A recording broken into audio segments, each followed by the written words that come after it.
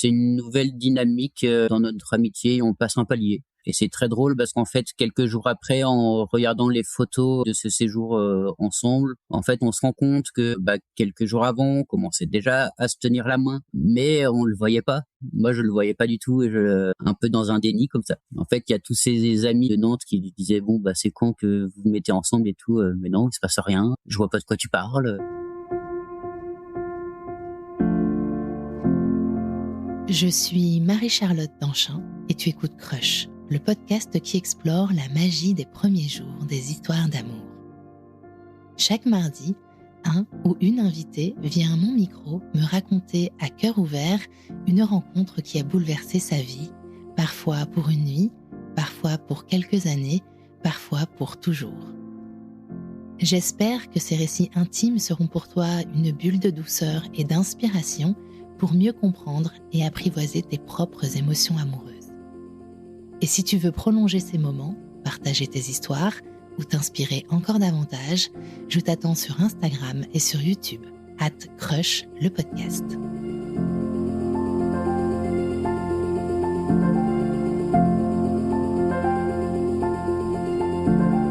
Salut Thomas, comment vas-tu ? Ça va, bien, merci Marie-Charlotte de me recevoir.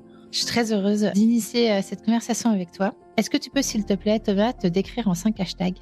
Oui, tout à fait. Je m'étais trouvé un premier hashtag unique, hashtag passionné.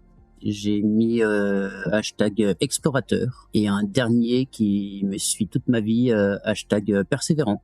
Et pieds nus. J'ai toujours aimé être pieds nus. Si je pourrais vivre pieds nus, je le ferais. Ah, très bien. Trop mignon. Est-ce que tu peux me dire, Thomas, dans quel environnement familial tu as grandi ? Donc, quel type de famille ? Oui, je grandis dans une famille très catholique. On est 4 garçons. Moi, je suis le petit dernier. On est très proches avec mes frères parce qu'on est 4 ans, 4 ans. Donc, mon frère aîné a 4 ans de plus que moi. Et félicitations à ta mère. Exactement. Ce qui est un moment où je pense est vite fait, mais du coup, la crise d'ado est hyper longue parce qu'entre le premier et puis le dernier, chaque fois, il y a un laps de temps qui s'arrête jamais. Mais on est dans une famille plutôt aimante, stable, à la campagne. Alors moi je suis le petit dernier et en fait je suis né avec une petite particularité qui à mon jour je suis le seul cas connu en Europe, peut-être dans le monde. En fait, j'ai une translocation chromosomique de mon chromosome Y qui est transloqué à mon chromosome 14. On a découvert ça en fait parce que les 2 derniers mois de grossesse de ma maman, j'évoluais plus. Et donc en fait, je suis né à terme, mais je faisais 1,6 kg pour 40 cm. Oh waouh. Donc une petite crevette. Oui, minuscule. Ouais. Ah oui. Donc une petite crevette. Mon papa a fait des tests aussi du coup et il y a personne d'autre qui a le génome que j'ai en tout cas. Du coup, j'ai toujours eu un décalage de croissance plutôt qu'un problème. À 8 ans, j'avais un squelette d'un enfant de 6 ans. En fait, ça pendant toute ma croissance. Est-ce que c'est lié? Peut-être un petit peu, mais j'étais un grand bègue. Ouais, jusqu'à mon adolescence, le théâtre m'a sauvé. Ah, le théâtre sauve beaucoup de choses. Ouais. Mais j'ai une famille hyper bienveillante là-dessus, parce qu'ils m'ont toujours laissé la place et le temps de parole. Même si je pense ça pouvait être compliqué par moment. Dire une phrase, c'était très compliqué. À l'école, c'était très compliqué en cours de français, mais j'ai jamais eu de problème.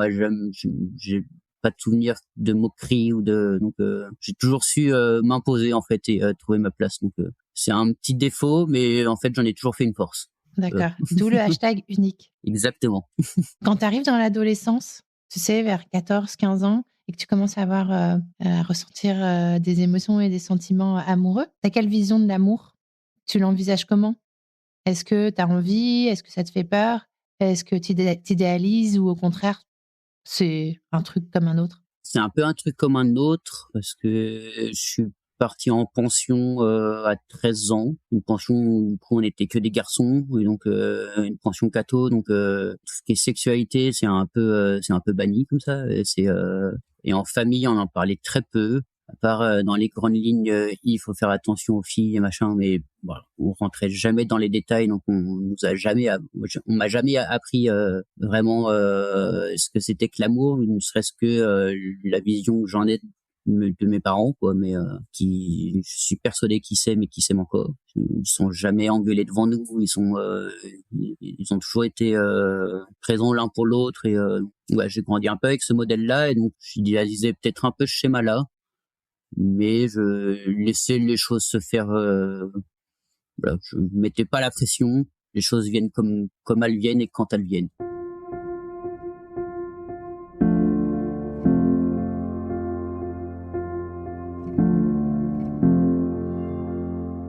Si on remonte à juillet 2004, tu as 16 ans. Est-ce que tu peux me dire qui tu vas rencontrer à 16 ans?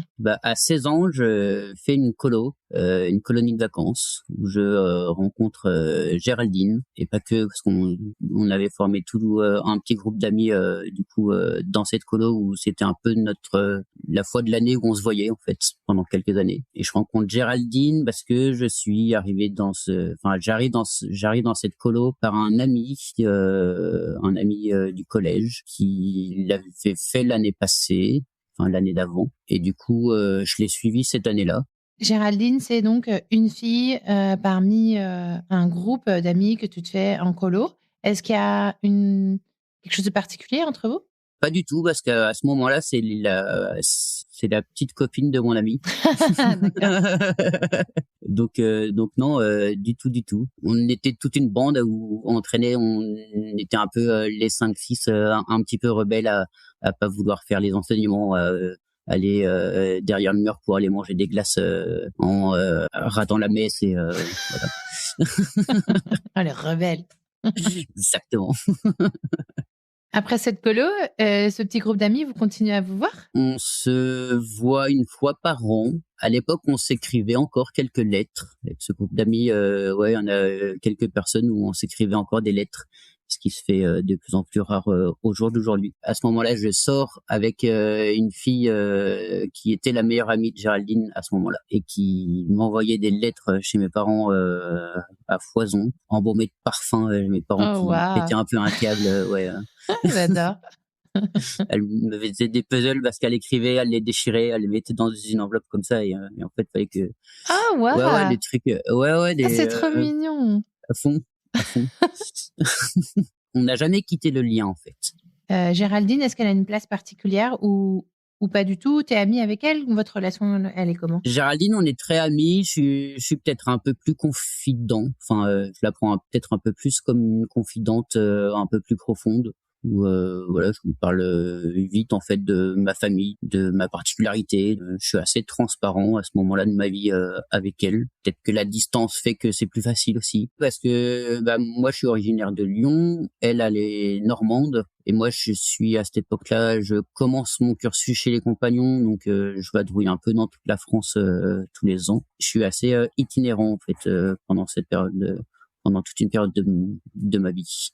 Donc en 2009, c'est la première fois que Géraldine vient chez mes parents passer quelques jours en vacances. Non, la première fois c'est en avril 2005. Donc 1 an et demi après qu'on se soit rencontrés. Et la deuxième fois qu'elle vient chez mes parents faire un petit séjour, c'était en 2009 quand elle rentrait d'Angleterre, parce qu'elle a fait 1 an de jeune fille au pair là-bas. Elle est venue un peu chez mes parents, et c'est là où elle tombe amoureuse de moi. Mais moi, je ne le sais pas. Elle te le dit pas? Non, elle me le dit pas du tout. On est juste amis. Toi, tu pars t'installer en Belgique quelques années plus tard? Durant l'été 2011, je pars m'installer en Belgique après avoir fait un peu d'humanitaire au Bénin. Je l'appelle pour lui dire que je vais m'installer là-bas. Je me souviens très bien de ce jour. J'étais sur une terrasse d'un café bruxellois et que je lui dis voilà, j'ai trouvé mon appart, je viens de signer mon CDI, je m'installe la semaine prochaine. Voilà. Et donc elle était toute contente pour moi à ce moment-là. C'est la première fois de ma vie où je dis je pose mes valises en fait. Est-ce qu'elle va te rendre visite à Bruxelles, Géraldine? Pas tout de suite. C'est moi qui vais la voir. En 2012, je vais la voir durant ses études à Rennes. Elle fait des études d'éduc spécialisées. On fait le jour de l'an 2012-2013 à Berlin ensemble avec une de ses amies. Il n'y a aucune ambiguïté entre vous pendant ces années-là. Vous êtes potes. Ouais. Elle te laisse aucun signe qu'elle ressent plus que ça Ou pour alors toi? je les vois pas. Mais Faudrait lui demander. Mais non, moi en fait pendant toutes ces années chez les compagnons et tout ça, en fait je l'appelle très souvent le dimanche matin, enfin le samedi soir mais dimanche matin en fin de soirée parce que ouais, j'avais un peu cette habitude qu'en fin de soirée de rentrer du bar ou de là où je suis jusque chez moi, bah je parcourais mon téléphone et j'avais envie de réveiller des gens en fait, des trucs de mecs bourrés un peu débiles et même souvent quand j'étais un peu trop loin dans mon état, bah c'est un peu le seul numéro que je voyais en clair en fait dans mon répertoire et donc ça tombait souvent sur elle. Ça, c'est un signe. Mais que je voyais pas du tout comme ça. Je l'appelais, j'arrivais à la réveiller de temps en temps, mais souvent elle coupait, donc je lui laissais beaucoup de messages sur son répondeur. Je me souviens très bien de son répondeur qui était horrible parce que c'était un allô, allô, oui, ah bah non, tu t'es trompé. Et en fait, je tombais tout le temps dans le panneau et donc je commençais à parler tout seul.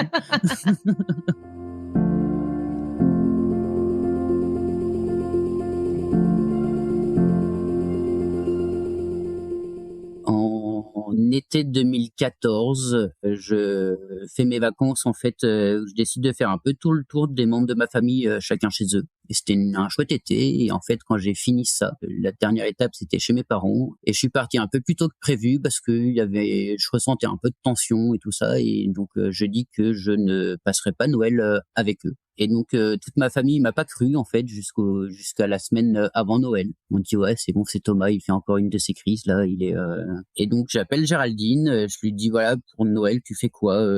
Moi j'ai décidé de pas le faire avec ma famille, donc si tu veux on peut faire quelque chose parce que je savais que elle le faisait souvent entre amis. Et donc elle me propose bah viens, on se fait un Noël sur la plage. Même si on est dans l'hémisphère nord, on s'est donné le pari de faire un Noël sur la plage. Et donc on a passé un Noël à Noirmoutier. On était tous les deux sur la plage, il faisait 15 degrés avec un temps magnifique. Donc on s'est fait un petit pique-nique tous les deux. Donc j'ai passé Noël, Nouvel An avec elle, enfin chez elle. Dans la soirée du Nouvel An, on était un peu fort alcoolisés aussi, on va pas se mentir. Tous les amis qu'on avait sortent pour aller fumer une clope et elle se retourne vers moi et elle m'embrasse. Comment tu réagis? Un peu abasourdi comme ça et puis je la fixe dans les yeux et je lui dis mais est-ce que tu te rends vraiment compte de en fait qu'est-ce qu'on est en train de faire là et de qu'est-ce que ça change pour notre relation? Elle m'a dit je m'en fous, tu m'embrasses et donc ouais je pense qu'elle était consciente mais un peu alcoolisée. C'est marrant parce que moi j'ai cette version mais elle a la version inverse où elle croit que c'est moi qui l'ai embrassée. Ok, il y a petit débat, d'accord. Elle t'embrasse, t'es abasourdi, tu te laisses quand même faire a priori. Oui, c'est plutôt agréable aussi sur le moment, hein, je vais pas me mentir non plus. Est-ce qu'après t'es à l'aise ou t'es gêné ou tu comprends ce qui se passe ou t'es un peu perdu? Je suis plutôt à l'aise, je mets un peu de temps à comprendre ce qui se passe, mais plutôt confiant en fait. C'est une nouvelle dynamique dans notre amitié, on passe un palier. Et c'est très drôle parce qu'en fait, quelques jours après, en regardant les photos de ce séjour ensemble, en fait, on se rend compte que quelques jours avant, on commençait déjà à se tenir la main, mais on le voyait pas. Moi, je le voyais pas du tout et un peu dans un déni comme ça. En fait, il y a tous ces amis de Nantes qui lui disaient bon bah c'est quand que vous vous mettez ensemble et tout, mais non, il se passe rien. Je vois pas de quoi tu parles. Est-ce que ce premier baiser, c'est vraiment le début d'une histoire ou c'était juste un coup de folie et vous restez potes? Parce que soirée du Nouvel An, parce que, comme tu disais, un peu d'alcool, des inhibitions. Puis voilà, c'est un coup de folie, ça arrive parfois entre amis. Ou est-ce que pour toi, ça veut dire plus? Bah, c'est un peu un mélange des deux. On a eu quand même quelques discussions les jours qui suivent pour vraiment se mettre d'accord de ce qui s'est passé, de ce qu'on a envie d'en faire et de dire voilà, est-ce qu'on tente l'aventure ensemble et on est ensemble. À ce moment-là, elle vit à Nantes, moi je vis à Bruxelles. Et toi, t'as quoi comme sentiment, comme émotion? Tu ressens quoi? Moi, j'ai beaucoup de sérénité en fait à ce moment-là, parce que on a passé 10 jours ensemble qui étaient hyper fluides. On se faisait des expos ensemble, hyper heureux en fait à ce moment-là et hyper confiant. Est-ce qu'il se passe plus qu'un simple baiser pendant cette soirée et pendant les jours qui suivent? Vous allez, plus loin dans l'intimité? On a peut-être dormi dans le même lit, mais c'est tout. J'avoue que ça, je me souviens pas trop vu notre état. Euh, Et les jours qui suivent, oui, on a dormi ensemble. C'est pas sûr qu'on soit rentré vraiment dans une intimité. Pas eu de sexualité en tout cas dans mes mémoires, mais moi j'ai été très à l'aise en fait où du moment qu'on a eu ces quelques discussions à se dire ok, on se met ensemble, je vais casser un mythe, mais je crois que j'ai pété au lit le premier jour. Voilà. Voilà, j'ai mis voilà, ça fait 10 ans qu'on se connaît, c'est bon, on va pas faire semblant, on est humain et voilà, je Tu sais, souvent on dit, quand il se passe un truc avec un ami, la crainte qu'on a, c'est que ça détruise, la relation et que ça vienne, compliquer et que ça détruise la relation d'amitié. Est-ce que toi, tu avais peur de ça ou ça t'a même pas effleuré l'esprit? ça m'a traversé l'esprit, mais pas plus que ça. Donc c'était naturel, en fait, ce qui s'est passé? Ouais, ça a été hyper naturel en fait pour les 2, en sachant que on est en jour de l'an 2014-2015. Géraldine, elle tombe amoureuse de moi en 2009. Oui, donc elle, ça fait longtemps. Ouais, c'est quelques mois après en fait ce moment-là où elle me le dit. Mais voilà, moi j'étais une amie comme une autre, mais il y a toujours eu un truc parce que la première fois qu'elle vient chez mes parents, je me souviens de ma maman qui me dit ouais bah tiens tu vois c'est un peu une fille comme Géraldine qu'il te faudrait pour ta vie future, mais pas en me disant c'est elle, mais c'est un peu ce profil-là et c'est inconsciemment ça a dû rester dans un coin de ma tête. Où il y a ce premier baiser, vous passez 10 jours ensemble, vous en parlez. Toi, tu es serein, tu dis que tu es à l'aise. Tu te poses pas 1000 questions, en fait, sur, ce qui vient de se passer, sur ce qui est en train de se passer. Est-ce que, vous allez vous faire, des promesses dans le sens où est-ce que vous allez, ben, évoquer la situation et vous dire que, OK, votre relation change? Est-ce que vous allez passer de amis à amoureux? Bah oui, forcément, parce que c'est quand même un changement de statut, mais en fait, on a toujours pris notre temps. On en discute beaucoup, même par après. Bah du coup, on est quand même à 800-900 kilomètres l'un de l'autre, donc en fait, il y a toujours ce rapport un peu téléphonique avec d'autres discussions un peu plus profondes et un peu de comment mettre tout ça en œuvre en fait, mais sans se mettre la pression d'un côté ou de l'autre parce que on est loin, on n'a pas envie de se presser parce que voilà, on s'est jamais pressé tous les deux et donc on se prend le temps. Moi je suis dans la vie active depuis 2005, donc en fait je gagne ma vie depuis déjà une petite dizaine d'années, donc c'est elle finit ses études, donc je lui dis voilà en fait tracasse pas quoi, tu peux finir tes études tranquillement, tu peux et puis après on voit ce qu'on fait, est-ce qu'on emménage ensemble, si oui ou il y a un peu tous ces questions là qui viennent sans vraiment changer en fait la relation qu'on avait auparavant quoi. Bah, vous couchez ensemble quand même? Non, parce qu'en fait, on est, elle est à Nantes, moi je suis à Bruxelles.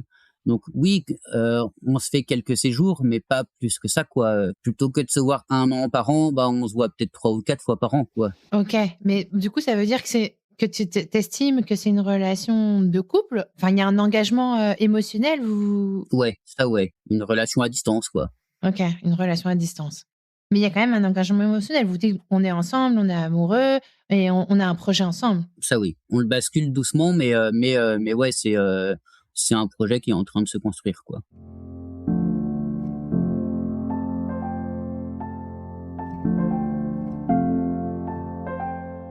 Elle est venue me rejoindre à Bruxelles un 14 juillet 2016. C'était assez symbolique de partir le jour de la fête nationale française pour aller s'installer dans un autre pays.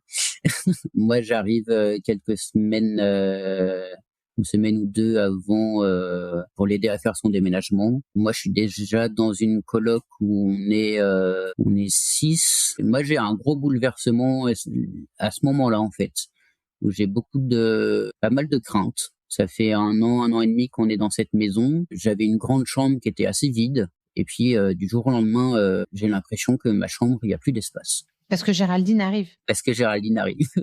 Ouais. Comment tu le vis? Je me sens envahi, ouais. Parce que il y a tous mes repères qui changent. C'est pas comme si on arrive tous les deux dans un lieu neutre. Moi, j'étais déjà installé en fait dans cette maison et donc du coup, moi j'ai tous mes repères qui changent. En même temps, c'est chouette et en même temps, je suis perdu. T'arrives à lui exprimer? T'arrives à lui dire? Oui, très maladroitement. Parce qu'à ce moment-là, je suis très maladroit dans mes propos et dans ma manière d'agir. Pas des pics de colère, mais ouais, des agacements et des non-dits comme ça où on dit la personne comprend alors qu'en fait on ne sait pas et en fait non. Et je pense que la coloc en fait nous avait fait beaucoup de bien. D'être avec d'autres personnes, tu veux dire? Ouais, de pouvoir se confier à d'autres en fait, de pouvoir de pas se retrouver seul face à face, juste en tête à tête à ce moment-là en fait de notre relation. Est-ce que pour toi, c'est facile d'exprimer tes émotions? Pas du tout. Depuis que t'es petit, Ouais.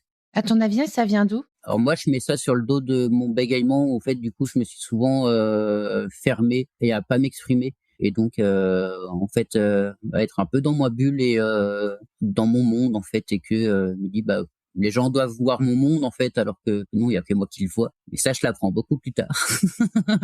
Et forcément, quand t'es dans une relation amoureuse, si t'as du mal à exprimer ce que tu ressens, à exprimer ce que tu veux, ce que tu ne veux pas, ça peut créer des situations de frustration, de crispation. Tu comprends pas que l'autre comprenne pas. Et puis, l'autre, il est dans le même cas, donc il comprend pas, elle comprend pas que toi, tu comprends pas. Ouais, non, c'est un espèce de cercle vicieux comme ça qui se met en place. C'est pas quelque chose de malsain. Enfin, voilà, il n'y a pas de violence, il n'y a pas de. Mais ouais, des grosses incompréhensions et de la grande maladresse, ouais. Vous allez réussir à éclaircir tout ça. Tu vas réussir à y voir plus clair, à dépasser le moment délicat. On y arrive après. Tu vois, je vais juste te mettre une anecdote pour rebondir sur ce qu'on disait avant. Géraldine, elle adore faire des attentions. Elle a une application pour un peu tout quantifier pour au niveau du temps. Elle nous prépare une journée un peu spéciale pour notre 1001 jours. L'intention est magnifique. Mais moi, ce jour-là, je suis mal luné.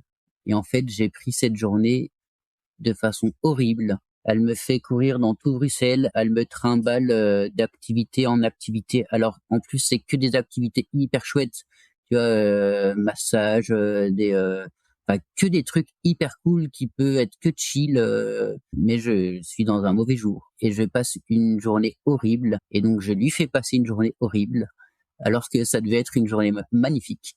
Donc en avril 2018, Géraldine tombe malade. Elle a des problèmes de santé. Elle a une hyperthyroïdie et elle fait l'appendicite 6 mois après. Donc un moment où elle est pas mal hospitalisée. Ça me rapproche d'elle tout en étant un peu démuni en fait. Je sais pas quoi faire. Je sais pas trop comment réagir. Mais en même temps, je peux rien faire parce que voilà, je suis pas médecin, je suis pas dans le corps médical, c'est pas mon domaine. Mais est-ce que tu arrives à la soutenir et à être présent pour elle quand elle en a besoin? Ouais, je fais au mieux en tout cas. Je lui amène des petites plantes dans sa chambre d'hôpital. Offrir des fleurs, c'est juste pour moi, ça n'a aucun sens.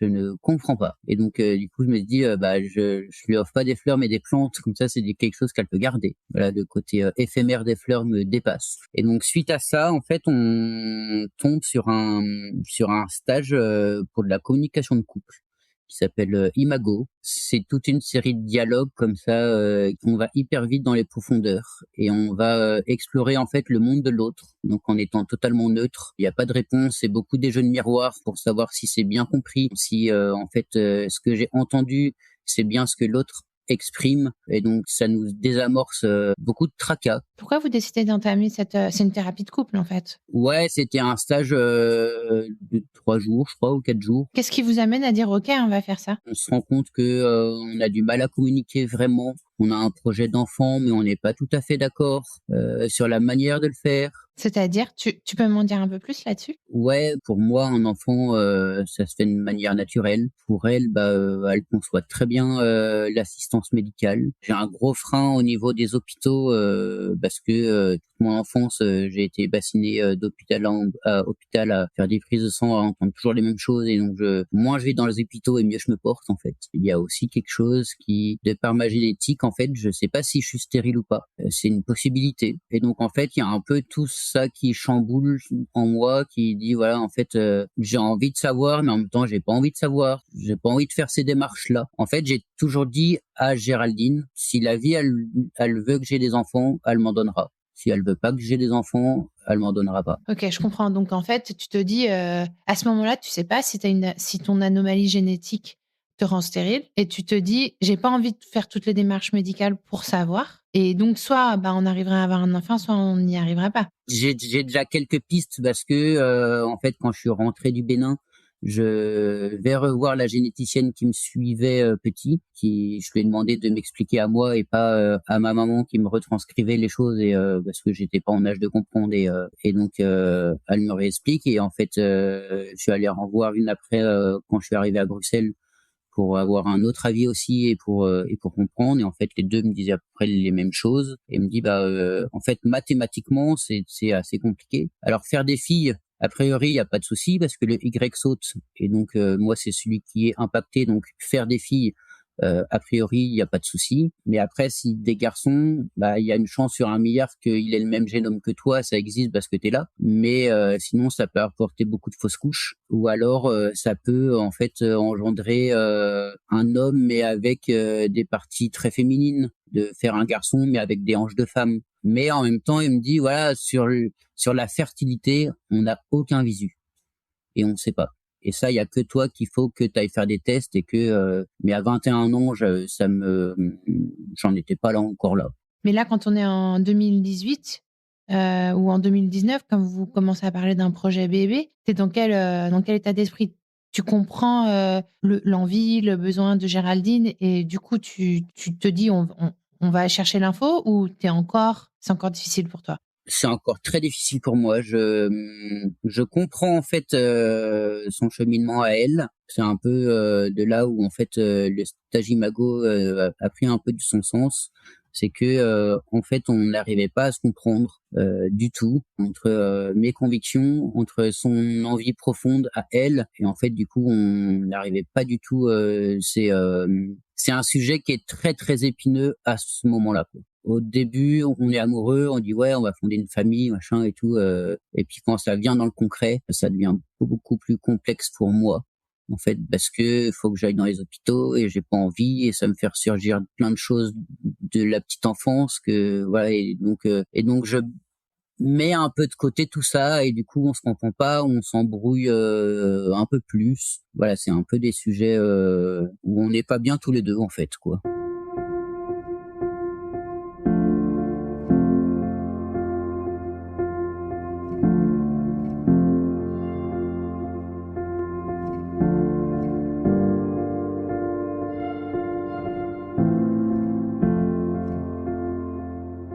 Vous allez réussir à dépasser cette crise? Comment vous allez dépasser ça? Ou pas, d'ailleurs? Ouais, c'est ça. En fait, déjà, ces dialogues, en fait, permet déjà pas mal de désamorcer des choses et de comprendre beaucoup mieux l'autre. Pendant le confinement, je crois, 2020 ou 2021, j'ai plus trop de mémoire. Elle me pousse à aller faire un spermogramme. J'ai le souvenir qu'elle me tannait en fait pour avoir des réponses. Elle me poussait et donc je l'ai fait un peu. Je lui dis voilà, tu veux des réponses, je vais te donner des réponses. Je vais aller faire ce truc-là, et comme ça on sera fixé. C'était pas vraiment choisi de ma part. Donc j'y suis allé un peu à reculons. C'est elle qui a pris le rendez-vous, c'est elle qui a reçu les résultats avant moi. Et en fait, les résultats, c'est que à ce moment-là, j'ai 0 spermatozoïde dans mon spermogramme.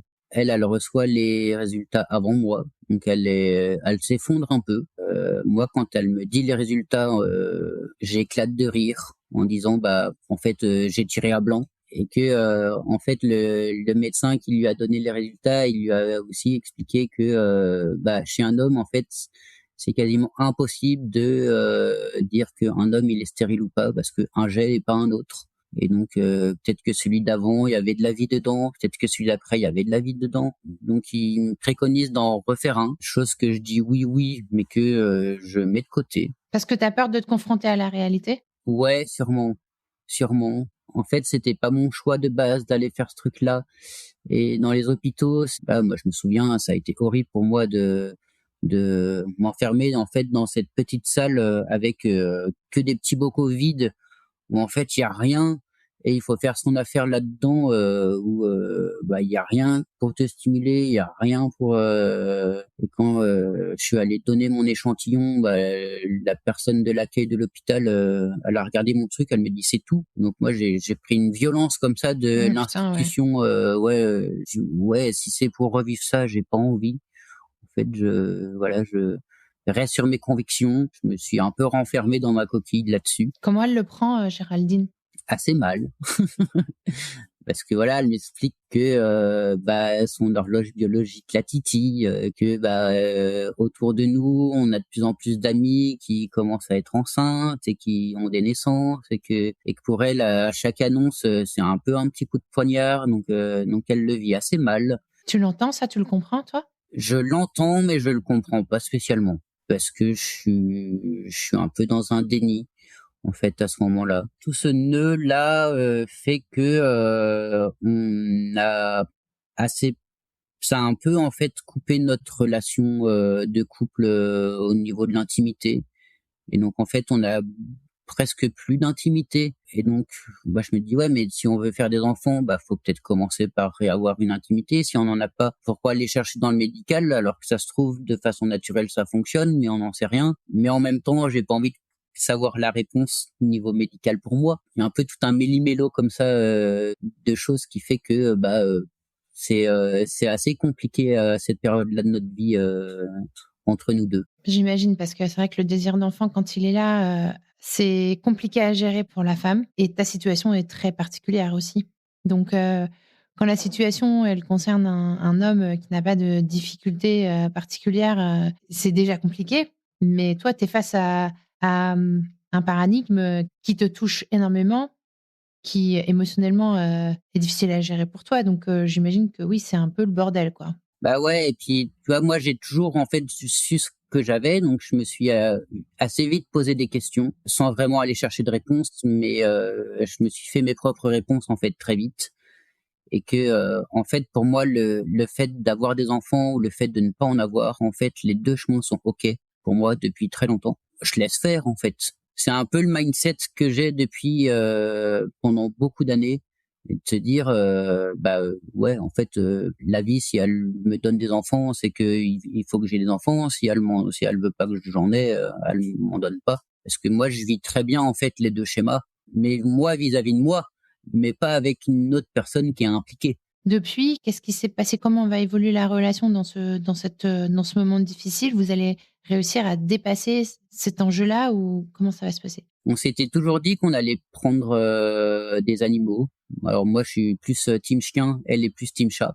On s'est toujours dit, si on prend des animaux, on les prend ensemble pour qu'ils grandissent ensemble. En 2019, je crois, ils arrivent dans notre vie. Géraldine, à ce moment-là, est en fin de burn-out, un peu dépressif, et les animaux ont eu un grand rôle.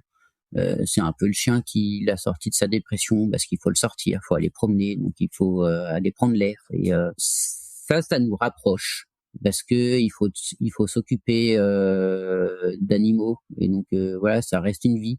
C'est pas un enfant, mais ça reste une vie. Même si petit, un chien, alors c'est pas un enfant. Hein, je veux pas faire d'amalgame, mais je me levais toutes les nuits pour aller lui sortir faire ses besoins, pour qu'il apprenne tout de suite à faire ça dehors. Donc je me levais toutes les nuits à 3 heures du matin. Moi je suis plus du matin, elle est plus du soir, donc elle faisait tout le soir, moi je faisais plutôt le matin. Donc on est très complémentaires en fait là-dedans. Et le chat c'est son chat qui est très furtif comme ça, mais du coup moi j'ai pendant des mois comme ça j'ai un jeu de patience à les faire réunir, à pouvoir que les animaux se connectent. J'ai des boîtes de saucissons et de jambon et j'en mets un d'un côté de la pièce et de l'autre et se les faire approcher petit à petit comme ça pendant des mois et des mois. En y regardant, nos animaux, c'est un hyper bon reflet de notre vie de couple. C'est vraiment nos miroirs, quoi. Et donc, en fait, on observe beaucoup ça. Parce que le chien veut aller voir le chat, mais le chat, il fuit. Ça nous montre, en fait, comment nous, on fonctionne ensemble. Et plus le temps passe, en fait, plus les animaux se rapprochent. Et plus, voilà, les premiers petits câlins entre eux deux, bah, en fait, on se rend compte que, ouais, on est quand même beaucoup mieux au niveau de la communication entre nous. Il y a des choses qui se fluidifient. Les animaux ont été un facteur essentiel, en fait. Et ça nous montre un tout petit peu, parce que ça reste des animaux, mais de ce que peut être une vie de famille. Aujourd'hui, on est quelques années plus tard, Thomas. Le désir d'enfant, il en est où? Vous en êtes où? Le désir d'enfant, il est toujours là, hyper présent pour Géraldine. Moi, il a bien évolué aussi. Au jour où on tourne, je refais un spermogramme dans 4 jours. Ok. Il faut laisser le temps, mais je finis par le faire. On se fait suivre par une psychologue spécialisée dans la PMA aussi, du coup, pour moi en tout cas, hein, m'a beaucoup déconstruit en fait un peu tout ce monde-là et de se dire bah en fait il faut y aller étape par étape. C'est pas une montagne.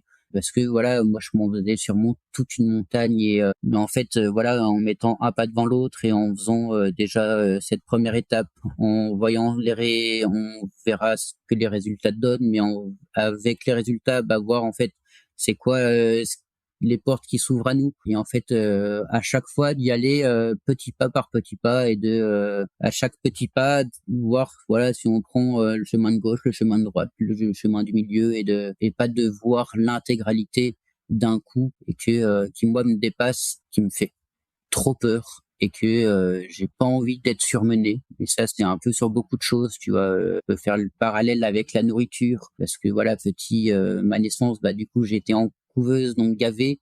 Et donc maintenant, si j'ai une assiette remplie devant moi, ça me coupe la faim.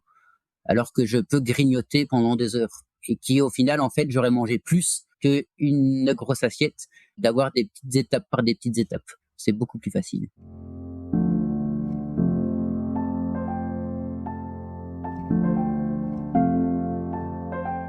Quand tu regardes ton histoire avec Géraldine, depuis le tout début, quand vous vous rencontrez à la colo, quand vous êtes amis pendant 10 ans, que tu vois pas forcément les signaux, que ça se transforme en amour, en relation de couple, que vous dépassez...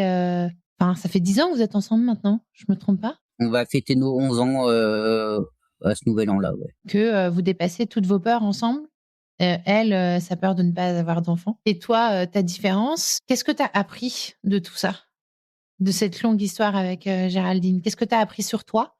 Qu'est-ce que tu as appris sur les autres? Et qu'est-ce que tu as appris sur l'amour, les relations amoureuses? Alors moi, ce que j'ai appris de tout ça, c'est de apprendre à s'écouter pour pouvoir écouter l'autre.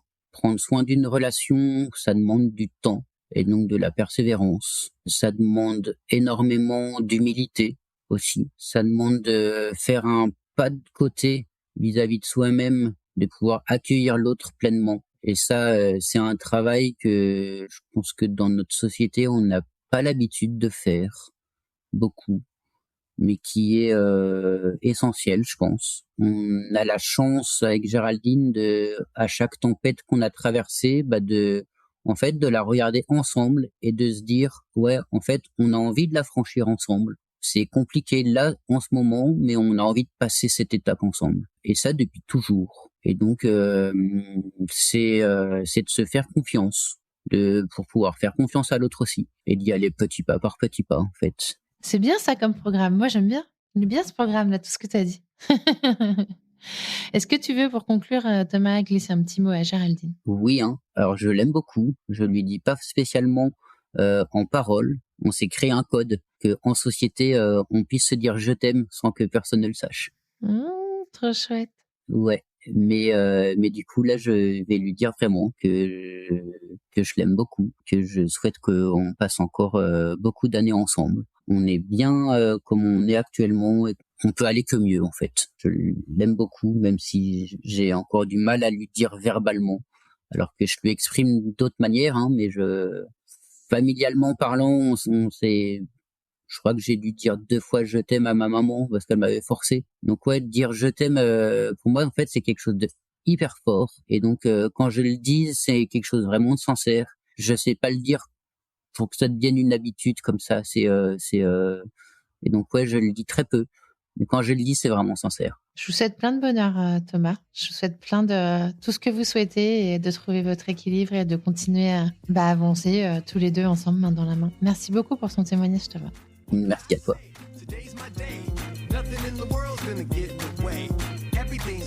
Merci d'avoir écouté cet épisode. Je compte sur toi pour aller mettre 5 étoiles et un commentaire sur ta plateforme d'écoute favorite, notamment Apple Podcast.